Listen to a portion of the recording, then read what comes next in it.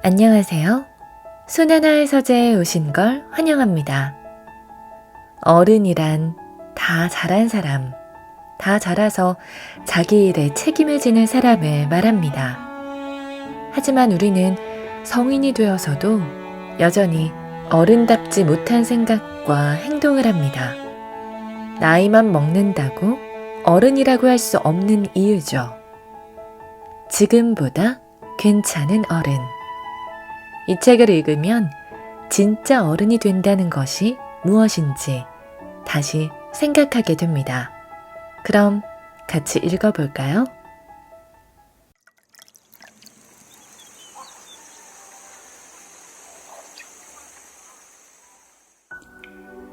너 자신을 알라. 자신을 아는 태도. 어른이 될수록 선택의 중요성에 대해 실감한다. 좋은 선택이 좋은 인생을 끌고 오기 때문이다. 이처럼 후회 없고 현명한 선택을 위해서는 자신에 대해 잘 알아야 하는 선제 조건이 있다. 내가 좋아하는 사람과 일은 무엇인지, 나의 취향은 무엇인지, 또한 어떤 것을 싫어하고 못 견디는지 명확하게 알고 있어야 한다. 특히 내 인생의 많은 부분을 결정하는 배우자와 직업의 경우 나의 장점을 극대화하고 약점을 최소화할 수 있는 선택을 해야 두고두고 삶이 편안하다. 하지만 모두가 점쟁이처럼 자신을 잘 알아서 딱 맞는 짝을 만나고 일자리를 구하는 것은 아니다. 게다가 지금 와서 최선의 선택이 아니었다고 물을 수도 없는 일이 더 많다. 지금이라도 자신에 대해 알아간다면 최악의 선택을 차악으로라도 바꿀 수 있는 기회가 반드시 온다. 어른으로 살면서 자신을 안다는 것은 생각보다 꽤 강력한 무기이며 힘이기 때문이다. 나를 알아야 나를 지킬 수 있다. 자존감과 회복 탄력성은 인생을 살면서 꼭 가져야 하는 초능력이다. 초능력이라고 표현한 이유는 이 힘들은 눈에 보이지 않고 힘의 크기를 가늠할 수도 없지만 이 능력이 발휘되면 폐허가 살아나는 기적이 일어나기 때문이다. 자존감과 회복 탄력성이라는 무기는 자신에 대해 알면 알수록 더욱 강해질 수 있다. 부족한 나를 알면 오히려 더 쪼그라든다고? 그렇지 않다. 나의 단점과 부족함을 알게 되면 부정적인 상황에서도 적절한 대응을 통해 자신의 감정을 조절할 수 있다. 타인의 과도한 비난이나 일의 실패 속에 나를 지키고 구원할 수 있는 건 결국 나 자신뿐이기 때문이다. 일하면서 더럽고 치사한 꼴을 한두 번 보는 것이 아니지만 그때마다 이를 때려치울 수는 없는 노릇이다. 그때마다 나는 나를 살핀다. 내 마음을 지켜보고 내 몸을 관찰한다. 감정의 풍랑 속에서 내 마음을 살피는 일이 쉽지 않을 때에는 내 마음속을 시각화하기도 한다. 늘 정량의 물을 찰랑거리게 담고 있는 컵처럼 내 안에 비커를 두고 저 인간이 하는 악담이 내 마음을 지배하지 못할 정도로 내 일의 실패가 나를 넘어뜨리지 못할 정도로 수위를 조절한다. 그러다 내가 만든 기준치를 넘어서면 나는 주저하지 않고 나를 지키기 위한 또 다른 선택을 한다. 간절한 꿈을 이루기 위해 한 번쯤 나를 버려도 되겠지. 생계를 유지하기 위해 저 사람의 무례함에 눈 감아도 되겠지. 라는 생각은 잘못된 것이다. 어느 것도 나의 존재보다 이상이 될 수 없다. 나를 알면 존재의 우선순위를 두게 되며 나를 지키는 일에는 어떤 것도 타협하지 않게 된다. 자신을 알아야 타인도 지킬 수 있다. 어른이 자신을 알고 자신을 지키는 것이 중요한 이유는 자신뿐 아니라 타인도 지킬 수 있기 때문이다. 갑질은 자신이 누구인지, 타인이 어떤 존재인지 제대로 파악하고 있지 못하기 때문에 발생한다. 자신은 항공사 사장일 뿐 직원들의 주인이 아니라는 사실, 상대방은 직원일 뿐 노예가 아니라는 사실을 모르기에 땅콩 회항 같은 천박한 짓을 그리도 당당하게 했던 것 아니겠는가. 스웨덴에는 얀테라겐이라는 독특한 가치가 있다. 얀테의 법칙이라는 뜻인데 여기엔 남보다 뛰어나다고 생각하지 말라는 의미가 담겨 있다. 빼어난 한 사람이 사회를 리드해가는 것이 아니라 구성원 전원이 모두가 주인공이 되는 삶을 지향하는 북유럽의 문화가 담겨 있다. 당신이 특별하다고 생각하지 말 것. 당신이 좋은 사람이라고 생각하지 말 것. 당신이 더 현명하다고 생각하지 말 것.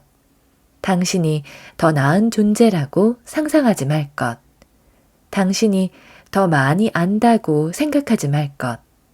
당신이 더 우월하다고 생각하지 말 것.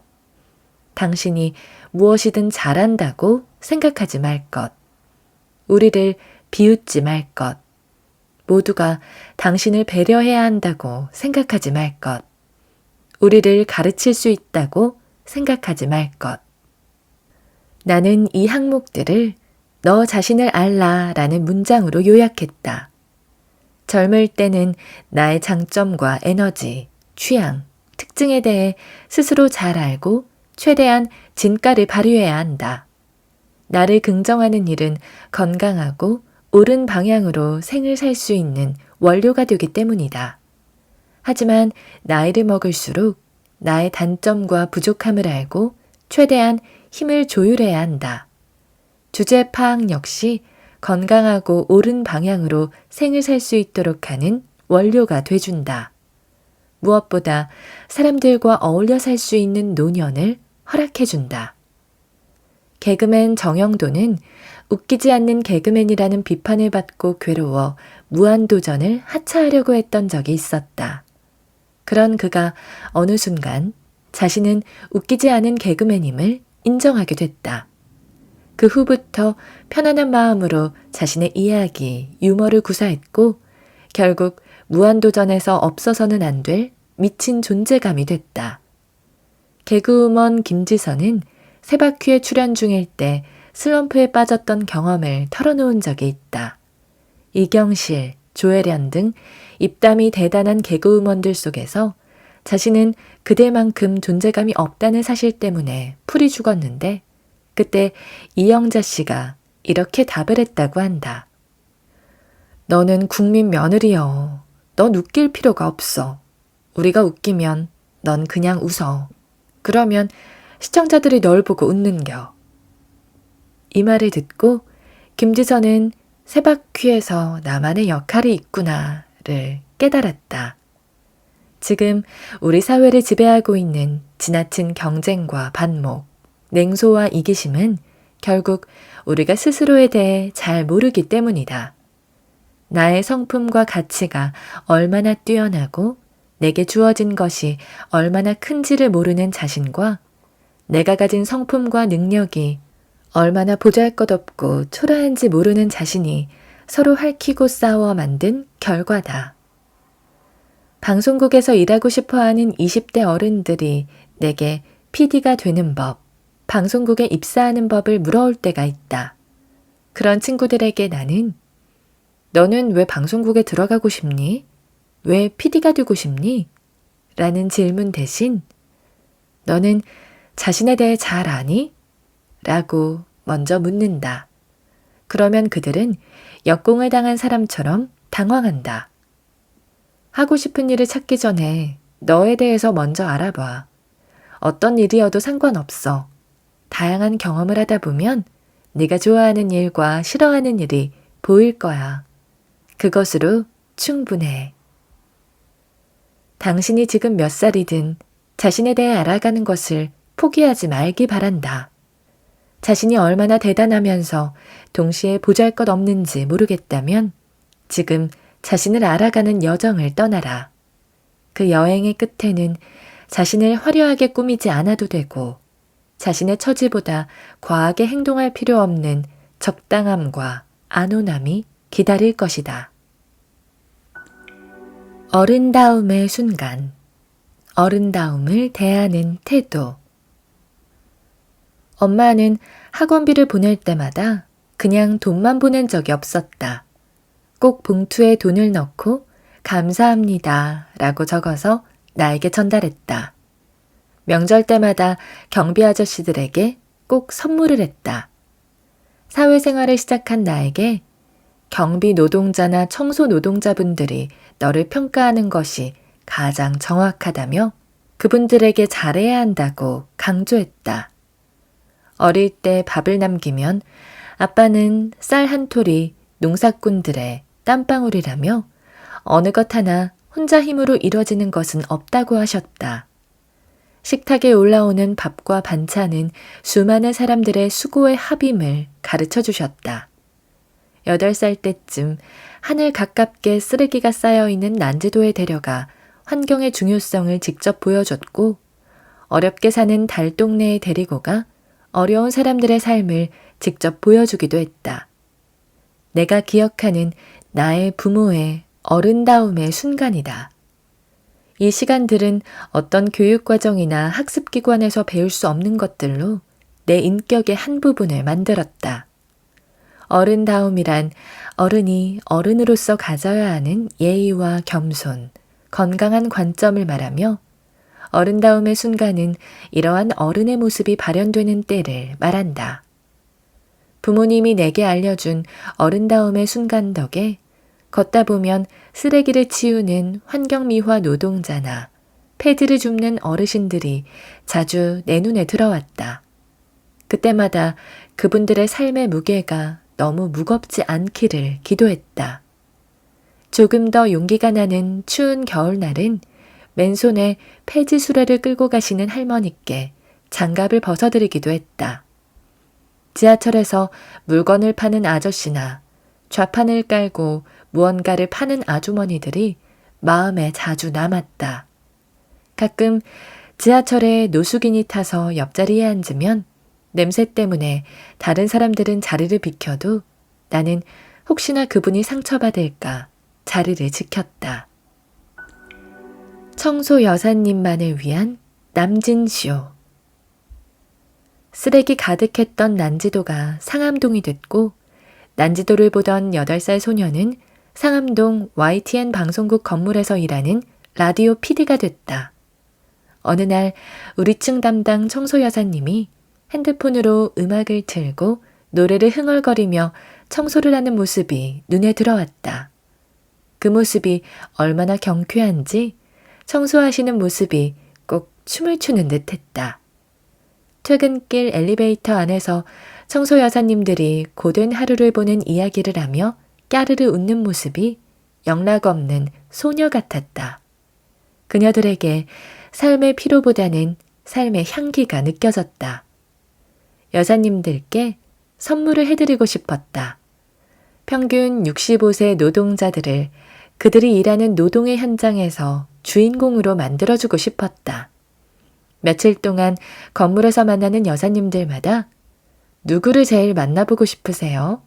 라고 물었더니 역시 나훈아와 남진을 꼽았다. 나는 청소 여사님들만을 위한 2019 설 특집 남진쇼를 기획하기 시작했다. 사실 이전에 남진 씨를 프로그램 초대 손님으로 섭외하기 위해 6개월 동안 공을 들였으나 성공하지 못한 적이 있었다. 하지만 청소 여사님들을 위한 특집 남진쇼라고 하니 그는 흔쾌히 출연을 허락했다. 지하 1층 여사님들의 쉼터에 방문해 이 소식을 전하니 정말 난리가 났다. 피디님, 저희 뭐 입고 가죠? 라고 묻더니 곧 그냥 작업복 입고 갈게요. 이게 저희 모습 그대로인데요. 라고 의견을 모으셨다. 남진 오빠를 직접 본 여사님들의 반응은 아이돌 스타를 만난 10대 팬 못지 않았다. 여사님들은 남진과 얽힌 자신들만의 이야기를 털어놓았다. 한 분은 아빠 몰래 솥뚜껑과 냄비를 팔아서 480원을 마련해 남진 콘서트 티켓을 샀다고 한다. 즐겁게 콘서트를 보고 남진 씨와 악수를 하려는 역사적인 순간 아버지가 나타나 머리채를 잡았단다.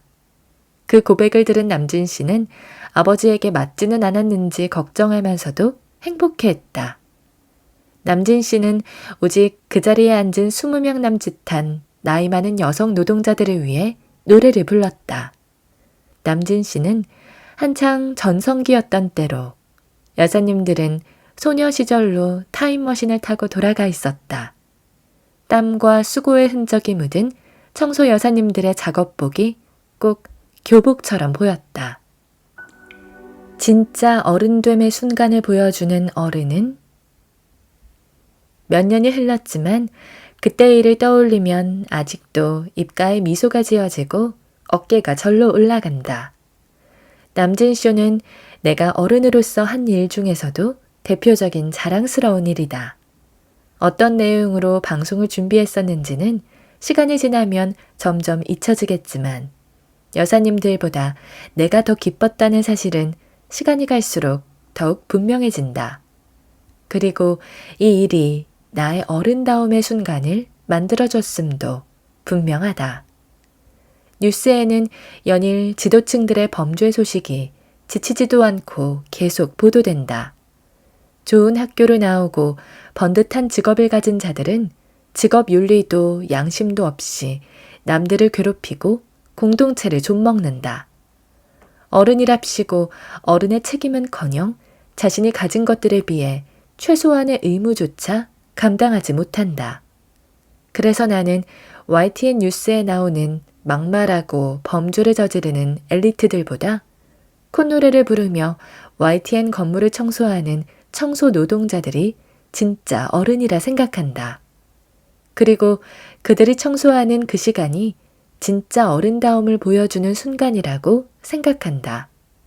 어른이 없는 시대, 어른다움이 중요한 화두다. 이 책을 쓰게 된 계기도 어른다움이 무엇인지에 대한 고민이었다. 나 같은 고민이 있다면 뉴스를 끄고 주변을 둘러보길 바란다. 남진쇼 제작을 하는 내내 김명수 시인의 시 우리나라 꽃들에게니 떠올랐다. 꽁꽁 얼었던 땅을 뚫고 들꽃들이 피어나면 봄이 오듯이 곳곳에서 묵묵하게 어른다움의 순간을 만들어가는 어른들이 많아지길 바란다. 만약 이 책이 어른다움의 순간들을 많이 만드는데 일조한다면 글을 쓰는 지금이 나의 어른다움의 순간일 것이다. 어른이 어른답지 못할 때 괴물 같은 어른을 대하는 태도. 하루 종일 뉴스를 보는 직업을 가진 내가 가장 보기 힘든 건 바로 어린이들이 고통받고 학대받는 뉴스다. 코로나19 이후 아동학대는 더 늘어나고 있으며 인간으로서 도저히 상상도 할 수 없는 일들이 너무 자주 일어나고 있다.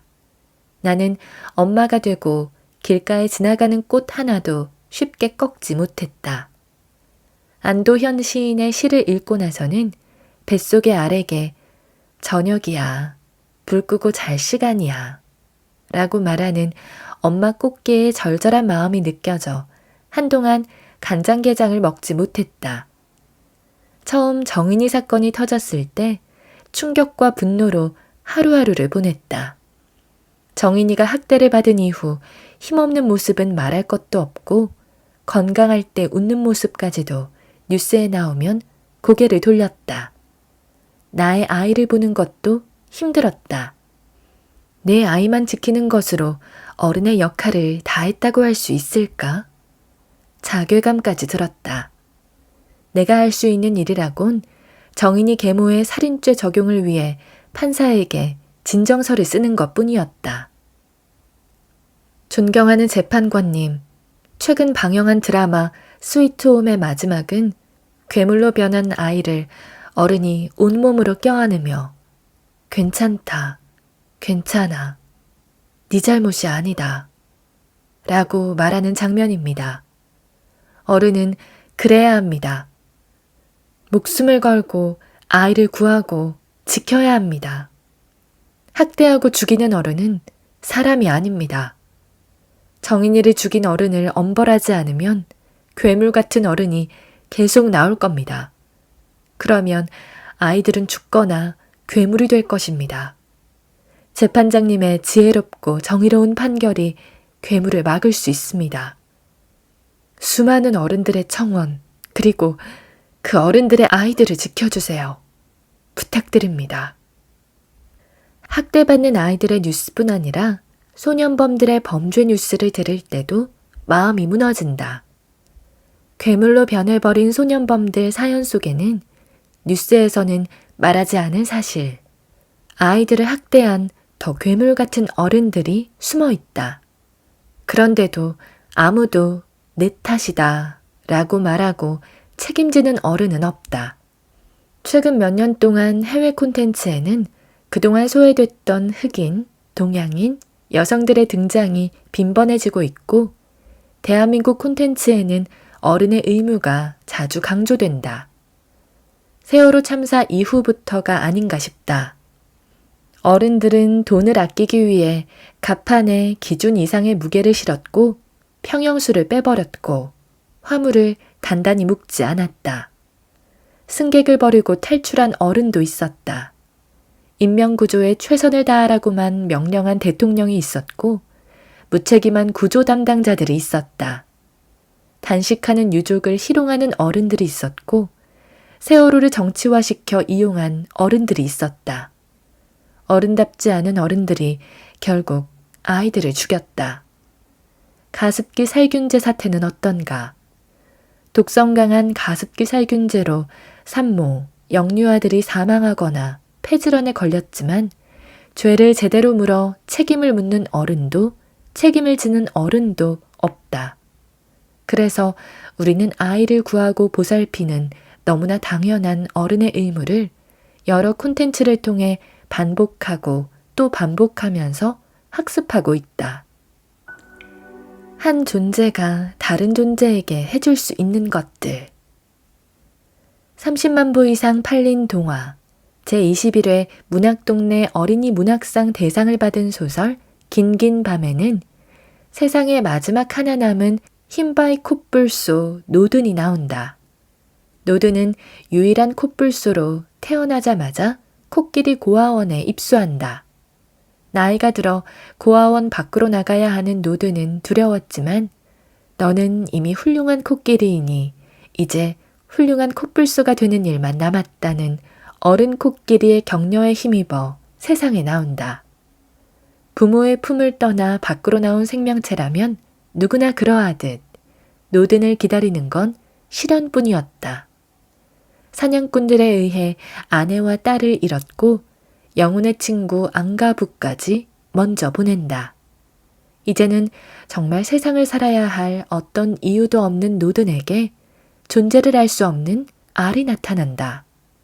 노든에게는 다시 살아야 할 이유가 나타난 것이다.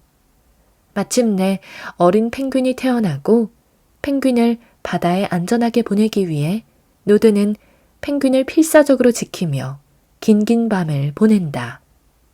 나는 노든의 모습에서 어른의 의무를 본다. 자신을 짓누르는 현실의 고통보다 자신이 돌보고 지켜야 하는 존재에 대한 책임감, 그리고 그 책임감이 이 지랄맞은 세상을 살아가게 하는 원동력이 되는 돌봄의 선순환을 맛본다. 마침내 노든의 생을 자양분 삼아 태어난 어린 펭귄은 용감하게 혼자 바다에 뛰어든다. 어른이 어른답지 못하면 괴물이 되고 그 괴물은 또 다른 괴물을 만든다. 어떻게 해야 할까? 이제 우리 때는 이러지 않았는데 말세야 말세 라는 말을 거둬라. 더 이상 괴물들이 판치는 저주받은 세상을 한탄만 하지 말자. 더 이상 괴물 같은 어른을 우리 사회에 만들어서도 허락해서도 안 된다. 어른 모두는 아이를 지키는 파수꾼이 돼야 하며 학대와 폭력으로부터의 감시자가 돼야 한다. 내 아이가 웃을 때 다른 아이의 울음을 생각하면 내 아이만이 아닌 남의 아이도 지킬 수 있다. 나는 몇 년째 국제아동기구 NGO 세이브 더 칠드런과 위기아동을 구하는 프로그램을 함께 제작하고 있다. 우리는 이 프로그램의 카피를 아이를 구하면 아이가 세상을 구합니다. 라고 정했다. 노든이 작은 알을 지켜 그 알을 깨고 태어난 어린 펭귄이 홀로 긴긴 밤을 지나 바다에 닿았듯이 지금 우리가 아이를 구하면 아이는 세상을 구할 것이다. 인생의 MSG를 거둬라. 내 인생을 진짜로 대하는 태도. 진한 아이섀도우와 립스틱, 블러셔까지 즐겨하던 나였지만 40대가 돼서부터 색조 화장을 거의 하지 않는다. 화려한 색감으로 얼굴을 꾸미는 대신 나이 들며 점점 모호해져가는 얼굴선과 옅어지는 인상에 윤곽을 주는 화장법으로 바꿨다. 잡티 하나 보이지 않도록 꼼꼼하고 진하게 파운데이션을 바르는 대신 김이 죽은 깨가 투명하게 보이도록 가벼운 피부 화장을 한다. 과하게 얼굴을 꾸미는 앱으로 사진을 찍는 일도 부담스러워졌다. 앱 속의 내 모습이 내가 아님을 나도 알고 당신도 아는 마당에 아무 의미 없다는 것을 깨달았다. 과장된 에피소드를 이야기하면 에이, MSG 친 거 아냐? 라고 반응할 때가 있다. 웃기고 싶은 욕심에 원래 스토리보다 훨씬 자극적이고 감각적으로 이야기를 바꾸는 것이다. 나의 말과 행동에 MSG를 칠 때는 보통 기가 죽고 싶지 않거나 나 자신을 포장하고 싶을 때다. 그래서 아무 말 대잔치처럼 조미료 친 말들을 쏟아내지만 부끄러움은 나의 목, 허무함과 창피함만 남는다. 인생의 MSG가 허풍이나 의미 없는 말만을 의미하는 것은 아니다. 본캐가 아닌 부캐가 MSG가 될 때도 있고 직함, 학벌, 통장 잔고 등이 나의 MSG가 되기도 한다. MSG는 심심한 음식 맛을 감칠맛 나게 할 수 있지만 식재료와 음식 본연의 맛을 느끼기 힘들게 하거나 음식 고유의 특색을 사라지게 할 수 있다. 인생의 MSG도 마찬가지다. 내 인생이 너무 괴롭고 어렵거나 지루하고 심심하게 느껴질 때 MSG를 치고 싶어진다. 하지만 인생의 MSG를 치면 현실을 제대로 볼 수 없고 나에 대한 확신과 용기를 사라지게 한다. 가장 큰 장애물은 나였구나. 자신의 형편에 대한 과몰입으로 삶에 대한 잘못된 해석을 할 때가 있다. 현실 본연의 맛이 너무 써 MSG를 친 것이다. 그러다 보면 슬픔도 아픔도 과장되게 다가온다. 내가 세상에서 제일 불행하고 불쌍하다. 15년 전 아빠는 뇌경색으로 쓰러진 후 사업에 어려움을 맞았다. 그때 나는 아빠의 실패가 내 것처럼 여겨졌다. 아빠의 사업 재기를 몇 년 동안 기도했지만 형편은 쉽게 나아지지 않았다. 왜 하나님이 내 기도를 안 들어주실까 원망도 했다. 그런데 어느 순간 그럭저럭 살아가는 내가 눈에 들어왔다. 그제야 내가 생각했던 재기와 신이 생각하는 재기는 다를 수도 있겠다고 깨달았다. 또한 그 재기가 아빠의 사회적 지위와 경제적인 회복이 아니어도 상관없겠다는 생각마저 들었다. 현실을 인정하니 아빠의 외적인 조건은 어른인 나에게 MSG였을 뿐 진짜 내 인생은 아니라는 것을 알게 됐다. 무빙트립 신현호 대표는 팔다리 근육이 위축되는 희소병으로 휠체어로 이동을 한다. 신 대표는 휠체어를 타고 낮은 곳만 보는 장애인들에게 높은 광경을 보여주고 싶다는 마음으로 장애인을 위한 동력 패러글라이딩 여행 상품을 만들었다. 그는 창업 전 직접 동력 패러글라이딩, 카누, 바다낚시, 스킨스쿠버, 서핑, 갯벌 체험, 캠핑을 경험하기도 했다. 처음부터 그랬던 것은 아니다. 4살 때 희소병을 진단받아 20살이 되던 해부터 걸을 수가 없었던 그는 낙담한 채로 살아갔다. 그러던 중 그의 재활운동을 돕던 교수가 그의 자취방으로 찾아와 저녁거리를 사오라고 신 대표를 밖으로 내보냈고, 그때 신 대표는 가장 큰 장애물은 나였구나 하고 깨닫게 된다. 인생의 MSG가 거둬진 순간이다. MSG를 거두면 어떤 것들을 얻을 수 있을까? 위스콘신 대학교 심리학과의 캐럴 리프 교수가 꼽은 건강과 행복을 유지하기 위한 내적 자원 6가지는 조미료 없는 인생만이 가질 수 있는 복이다. 첫째, 다른 사람들과의 긍정적인 관계. 둘째, 자신이 잘 지낼 수 있는 환경을 만들거나 선택할 수 있는 능력. 셋째, 자신의 강점과 약점을 알고 스스로를 수용하는 태도. 넷째, 다른 사람들의 인정을 바라는 일 없이 스스로의 행동을 통제하는 자율성 혹은 독립성. 다섯 번째, 전생애를 통해 꾸준히 배우고 발전한다는 의미에서의 개인적 성장.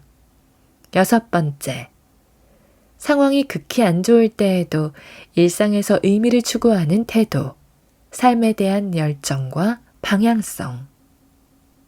자신이 가장 외롭고 피곤하게 살았다고 생각했던 손녀가 할머니 등에 기대어 속삭인다. 할머니, 나는 늘 혼자였고 내 삶은 힘들었다고 생각했는데 돌아보니 아니었더라고. 늘 나를 도와주고 응원해주는 사람들이 있었어. 운도 좋았고. 그런데 나만 내 인생을 형편없다고 생각했나 봐. 드라마 속 한 장면을 보면서 내 삶과 주변을 있는 그대로 보기 시작하면 몰랐던 내 인생의 축복을 발견할 수 있구나 생각했다. 진짜 기적은 상황은 아무것도 달라지지 않았지만 문제를 바라보는 관점, 내 태도가 바뀌는 것이다. 나이가 들수록 인공 첨가물이 없는 음식을 먹어야 건강한 것처럼 건강한 내 인생을 위해 지금 당신의 인생의 MSG를 걷어내라. 아무리 복잡해 보이는 현실도 상황과 감정으로 포장된 MSG를 다 걷어내고 나면 진짜가 보인다. 그 진짜가 나를 진짜로 살게 한다. 나의 퇴임사를 상상해 본다. 마지막을 대하는 태도. 마지막 출근. 회사 생활하면서 낯설었던 이 단어가 시간이 흐르니 익숙해진다. 신입사원의 설렘보다 퇴직사원의 두려움이 훨씬 마음에 와닿고, 신입 직원 입사 공시보다 퇴직 직원 퇴사 공시가 더 눈에 들어온다. 꽤 많은 퇴직 선배들의 은퇴식을 지켜봤다. 선배들 모두 덤덤한 척하지만 목소리와 손은 세심하게 떨린다. 공통적으로 덕분에와 감사라는 단어가 가장 많이 나온다. 무엇이든 마침표를 찍는 순간에 뒤돌아보면 나 혼자가 아닌 누군가가 늘 곁에 있었음을, 그리고 그 사람들 덕분에 내가 있음을 깨닫는다. 마지막이 주는 선물인지 마법인지는 모르겠지만 그들을 향한 마음은 미움, 질투가 아닌 감사로 바뀐다.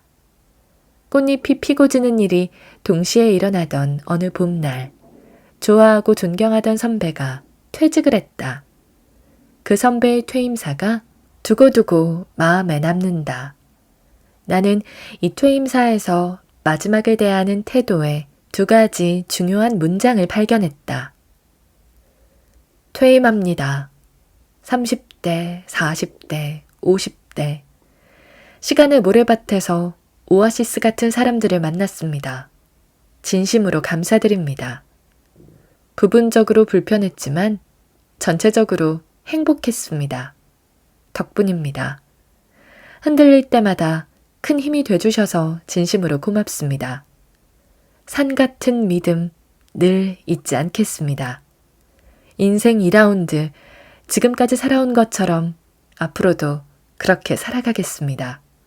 거듭 진심으로 깊이 감사드립니다. 부분적으로 불편했지만 전체적으로 행복했다. 누구나 그러하겠지만 선배의 회사 생활도 희로애락, 영욕이 다 담겨 있었다. 함께 뜻을 만들어가던 이들에게 비난을 받은 때도 있었고 그들 때문에 자신의 의지와 상관없이 꿈을 내려놔야 하는 일도 있었다. 밉지 않았느냐는 질문에 선배는 남을 미워하는 일은 결국 자신을 파괴하는 일임을 깨닫고 미워하는 일을 그만뒀다고 했다. 제3자, 남들에게 나의 억울함을 말하는 것처럼 부질없는 것이 없다는 걸 알고는 불평하는 일을 멈췄다고 했다. 그는 불행과 좌절은 비례하더라. 일상 속에서 동료, 선후배와 만나고 헤어지고 그 과정에서 평생 갈 동지가 생기는 거지 뭐. 라고 말했다. 우리 모두는 그의 퇴임사처럼 시간의 모래밭에서 오아시스 같은 사람들을 만나며 황량한 직장 생활을 버티고 있다. 부분적으로 불편했지만 전체적으로 행복했다. 이 말을 들으며 조직 생활, 인간관계, 그리고 결국 인생이 이 한 문장으로 축약되지 않을까 생각했다. 나와 전혀 다른 사람들과 동행하는 삶이 어찌 불편하지 않을 수 있을까? 하지만 불편하나 불행하지 않았다라고 말할 수 있고 전체적으로는 행복했다고 고백할 수 있다면 그것으로 족하다. 시작보다 마지막을 대하는 태도가 더 중요하다. 세월이 지나면 시작보다는 마지막을 맞이할 일이 더 많아진다. 새로운 사람을 만나는 기회보다는 함께하던 사람들과 헤어질 일이 더 많아진다. 사실 어릴 때는 잘 모른다. 그래서 헤어지는 일도 마지막을 결심하는 것도 쉽고 쿨하다. 직장을 다니다가 마음에 안 들면 문자 메시지로 사직을 통보하는 일도 있다. 마음에 안 드는 인간이 있으면 살면서 다신 너 안 보면 되지 라는 생각으로 쉽게 관계를 끊는다. 그런데 살아보면 내 친구의 친구, 친구의 언니, 친구의 언니의 남친, 친구의 언니의 남친의 엄마 등등 하나 건너 아는 사람들이 내 주변을 둘러싸고 있다. 그러기에 아무리 치사하고 더러워도 마지막은 잘 매듭지어야 한다. 이는 철학적인 조언이 아닌 아주 실질적이고 현실적인 말이다. 이직할 때 꼭 필수인 평판조회가 마지막을 왜 잘 마무리해야 하는지 알려주는 대표적인 예다. 어떤 사람도 하나에서 10까지 다 좋은 점만 혹은 싫은 점만 있을 수는 없다. 어떤 시간도 내게 100% 완전할 수도 잔인할 수도 없다. 부분적으로 불편했지만 전체적으로 행복했다는 누구에게도 어떤 일에도 적용할 수 있는 대명제다. 그러므로 마지막이 거칠 필요는 없다. 그 누구보다 나를 위해서 말이다. 지금까지 살아온 것처럼 앞으로도 그렇게. 마지막을 대하는 태도를 완성하는 진짜 문장은 바로 지금까지 살아온 것처럼 앞으로도 살아가겠다는 다짐이다. 이 다짐 안에는 그동안 나의 지나온 시간을 긍정하는 마음과 순리를 거스르지 않고 다음 단계를 밟아가겠다는 의지가 모두 담겨 있다.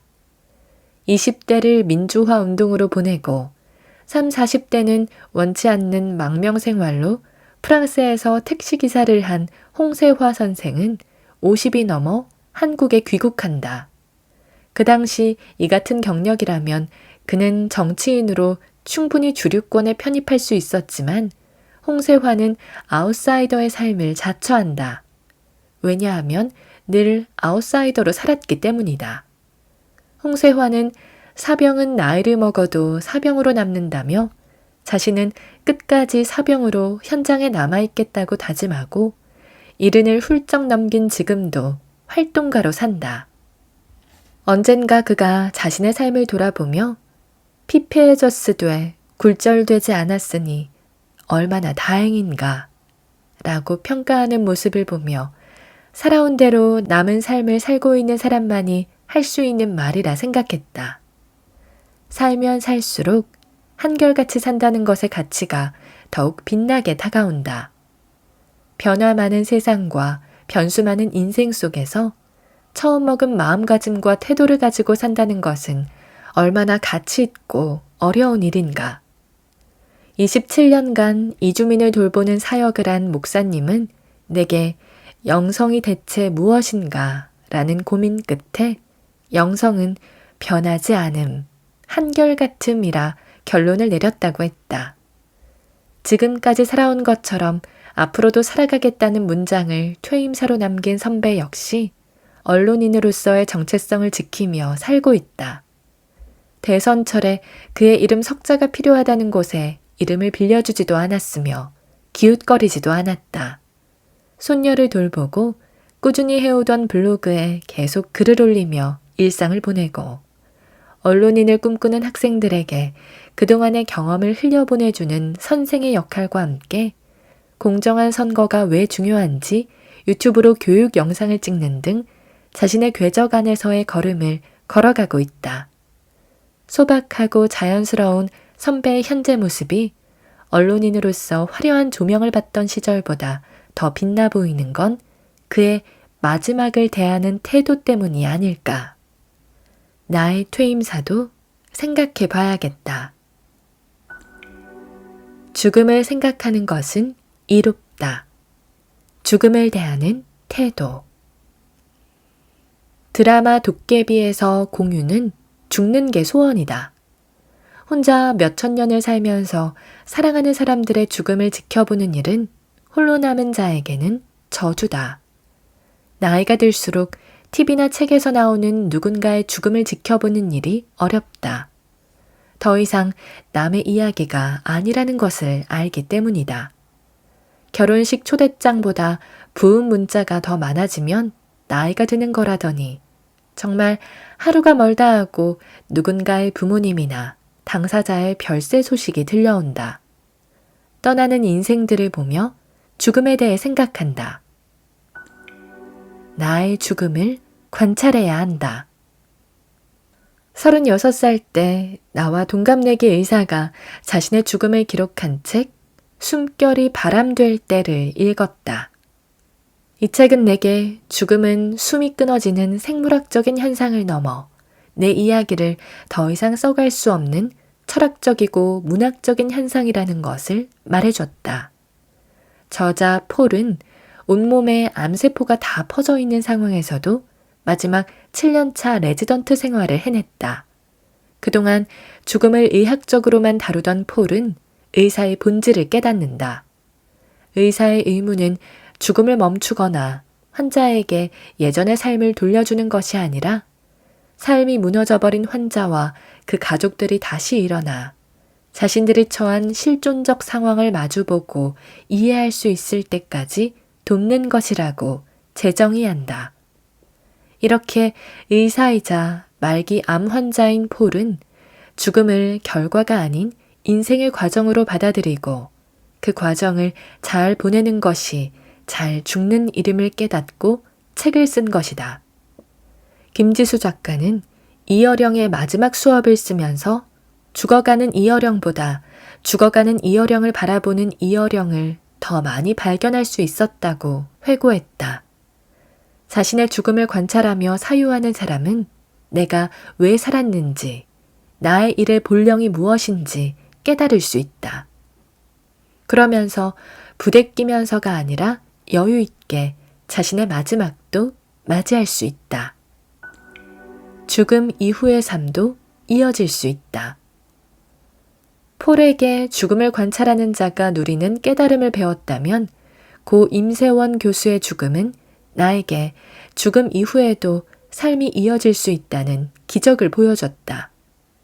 임세원은 20년간 우울증과 불안장애를 치료해온 정신과 의사로 자살 예방 교육 프로그램 보고 듣고 말하기를 개발했다.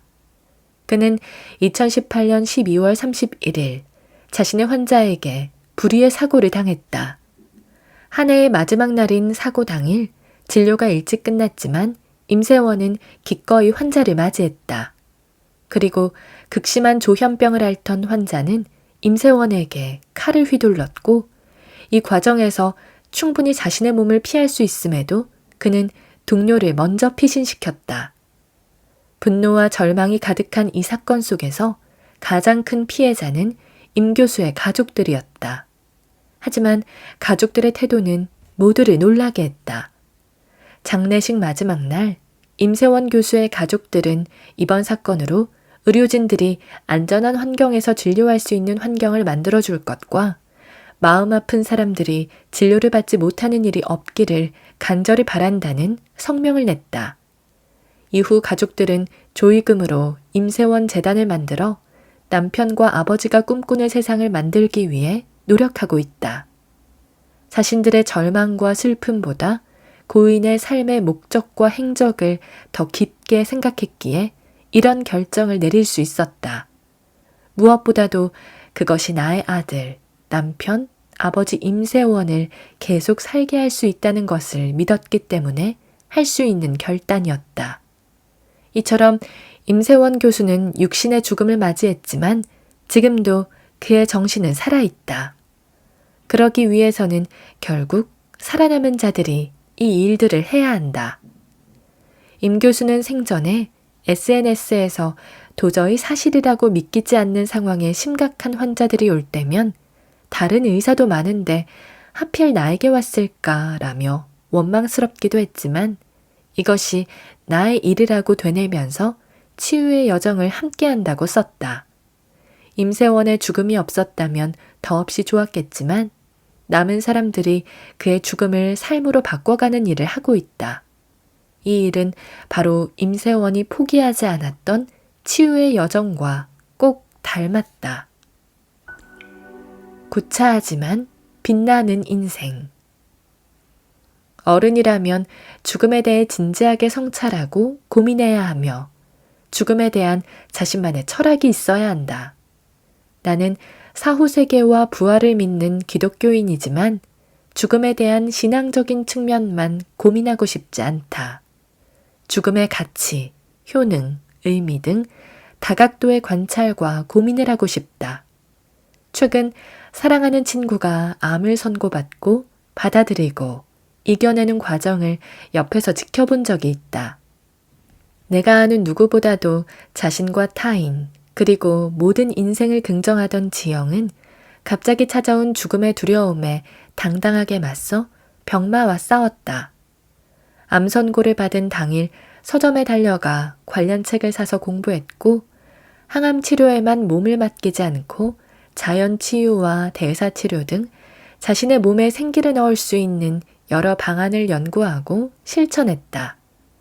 이런 지영이 암 수술을 마치고 모두가 숨을 돌릴 때쯤 말했다. 나는 지금이 더 힘들어. 이제 평생을 암과 싸우며 나 자신을 관리해야 하는 게 어느 때는 구차하게 느껴질 때도 있어. 지구상에 굶는 사람들이 하나도 없는 세상을 꿈꾸는 국제개발 활동가 지영에게 자신의 삶을 이어가는 데에만 온 신경을 다 쓰는 일이 그녀에게는 구차하게 느껴질 수도 있겠다 싶었다. 깃털처럼 살고 싶다는 그녀에게 암덩어리의 흔적의 무게가 내가 생각한 것보다 훨씬 무거울지도 모르겠다. 앞으로 그녀의 삶을 대하는 태도와 생애 반경은 이전과는 다르게 펼쳐질 것임을 안다. 하지만 죽음을 목도하고 관찰한 지영이 앞으로 더 짙고 깊은 생을 살아낼 것 역시 자명하다. 그래서 나는 그녀의 구차한 삶이 더없이 빛나게 느껴진다. 죽음이 없다면 의미 없는 깨달음이다. 그리고 아주 시간이 많이 흐른 후에 그녀가 정말로 죽음을 맞이하게 될 때 아마 지영은 죽음을 담담하고 우아하게 받아들일 것이다. 생에 최선을 다하는 사람은 죽음 역시 최선을 다해 맞이하기 때문이다. 죽음을 생각하는 것은 삶을 사는데 이롭다.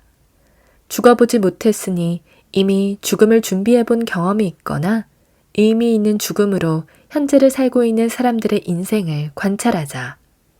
죽음이 결국은 삶의 완성형이라고 생각하면 나의 죽음의 순간을 상상하고 준비하지 않을 수 없다.